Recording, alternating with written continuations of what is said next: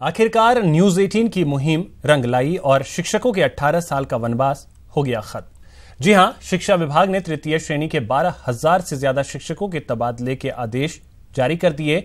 इनमें dark zone के 10 जिले भी शामिल हैं। सरकार के इस फैसले से शिक्षकों को बड़ी राहत मिली है। देखिए एक रिपोर्ट। थर्ड ग्रेड टीचर्स के तबादलों का इंतजार आखिरकार खत्म हो गया। शिक्षा विभाग ने प्रदेश भर के 12,080 शिक्षकों की तबादला सूची जारी कर दी। सामान्य जिलों के अलावा प्रतिबंधित 10 जिलों से भी तबादले किए गए, जहां 18 सालों से शिक्षक गृह जिला जाने का इंतजार कर रहे थे। वहीं 10 साल बाद पहली बार प्रबोधकों के भी तबादले किए गए हैं। पहली बार है कि 12,000 लोगों के अभी ट्रांसफर हुए हैं केवल प्राइमरी सेटअप के। अब सेकेंडरी सेटअप में भी थर्ड ग्रेड होता है, उसके भी ट्रांसफर होने बाकी हैं। प्रक्रिया शुरू हो गई है। मुझे लगता है 7-8 दिन में हम उसको भी जारी कर पाएंगे। लेकिन इतने वर्षों के बाद इस प्रतिबंध जिलों से शिक्षकों का आना शुरू तो हुआ है, निश्चित आगे बढ़ेगा। एक अरसे से तबादले का इंतजार कर रहे शिक्षकों की इस पीड़ा को न्यूज 18 राजस्थान ने सरकार के सामने कई बार उठाया। राइजिंग राजस्थान और सीधी सट कार्यक्रम में मंत्री वासुदेव देवनानी और राज्य वित्त आयोग अध्यक्ष ज्योति किरण ने इसको लेकर वादा किया था। सरकार के इस फैसले का शिक्षकों ने स्वागत किया है और न्यूज 18 राजस्थान को भी साधुवाद दिया। 18 वर्ष बाद जो ये स्थानांतरण खोले प्रतिबंधित जिलों के, इसके लिए तो ये सरकार बधाई की पात्र है। साथ ही साथ न्यूज 18 जिसने सीधी सट्ट में शिक्षा मंत्री ने वादा किया था प्रतिबंधित जिलों के तबादले खोलने, साथ ही राइजिंग राजस्थान के कार्यक्रम में भी राज्य सरकार ने। लेकिन जिनका नहीं हुआ उनमें मायूसी है। जयपुर से न्यूज 18 के लिए महेश दाधीच की रिपोर्ट। शिक्षकों को बड़ी राहत मिली है। शिक्षा विभाग में प्रतिबंधित जिलों में तबादले हुए हैं।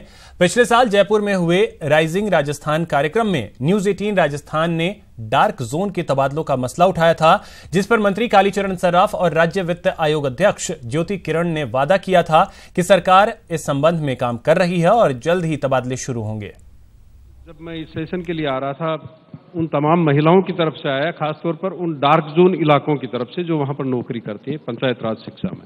हालांकि शिक्षा मंत्री जी यहां पर मौजूद नहीं है, लेकिन उन महिलाओं का आग्रह था कि एक सवाल उनकी तरफ से भी पूछा जाए कि जब उन्होंने नौकरी शुरू की थी तब उनका वैवाहिक जीवन शुरू नहीं हुआ था। अब उनका वैवाहिक जीवन शुरू हो गया, दूसरे इलाकों में उनकी शादी हुई, उनके बच्चे बड़े हो चुके हैं, शादी के लायक हो चुके हैं, परिवारों की जिम्मेदारियां हैं। आखिर उनको डार्क जोन से कभी मुक्ति मिलेगी क्या?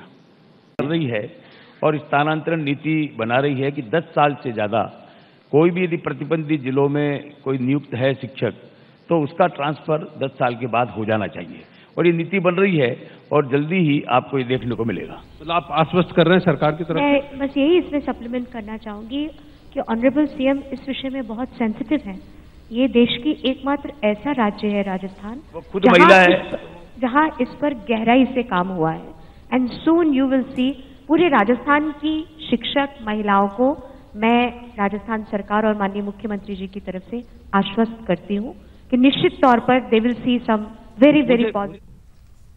शिक्षकों के तबादलों को लेकर पिछले साल 11 फरवरी को हमारे खास कार्यक्रम आमने सामने में भी शिक्षा राज्य मंत्री वासुदेव देवनानी ने टीचर्स के ट्रांसफर का भरोसा दिया था। जो है बर के छत्ते में हाथ डालने की तरह है, इसलिए आप पिछले 3 साल से 2.5 साल से इससे बच रहे हैं। हम बच 2.5 लाख टीचर्स अभी भी तबादलों का इंतजार कर रहे हैं। हम बच नहीं रहे।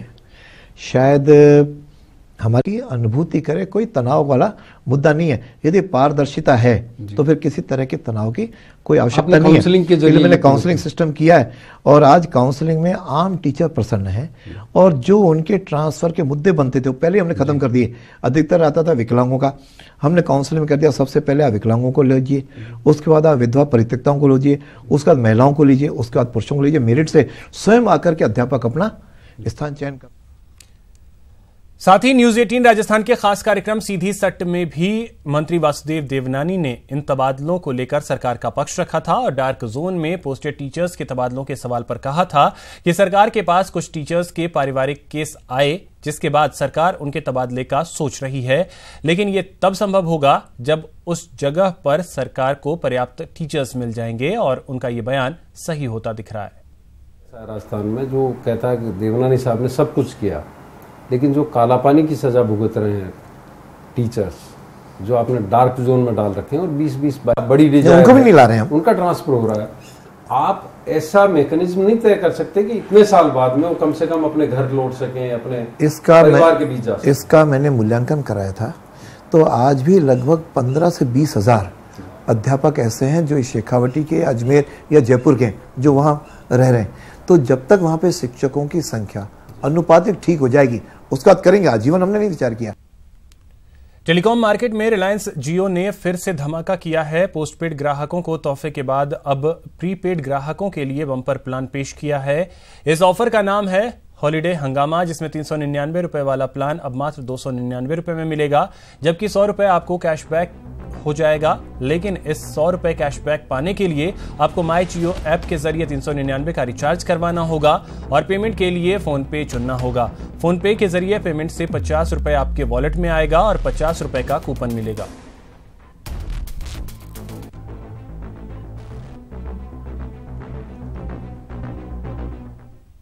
पिछले कुछ दशकों से भारत में बच्चों के कुपोषण के मामलों को देखते हुए नेटवर्क 18 ने मिशन पोषण भविष्य रोशन अभियान शुरू किया है। हॉर्लिक्स के साथ मिलकर चलने वाले इस अभियान के तहत भारत में न्यूट्रिशनल स्टैंडर्ड को बढ़ाने और बच्चों में कुपोषण को घटाने के लिए काम शुरू हो चुका है। इस मिशन के ब्रांड एम्बेसडर बिग बी यानी अमिताभ बच्चन को बनाया गया है। यह मिशन पीएम मोदी के उस अपील से प्रेरित है जिसमें उन्होंने कहा था कि बच्चों में कुपोषण की समस्या की तरफ ध्यान देना जरूरी है, जिससे देश का हर बच्चा एक उज्जवल और स्वस्थ भविष्य की तरफ आगे बढ़ सके। अमिताभ बच्चन ने भी ट्वीट के जरिए इस अभियान को लेकर खुशी का इजहार किया था। आपसे भी अपील है कि आप नेटवर्क 18 के इस मिशन को ज्वाइन करें और भारत के भविष्य को सेहतमंद बनाएं।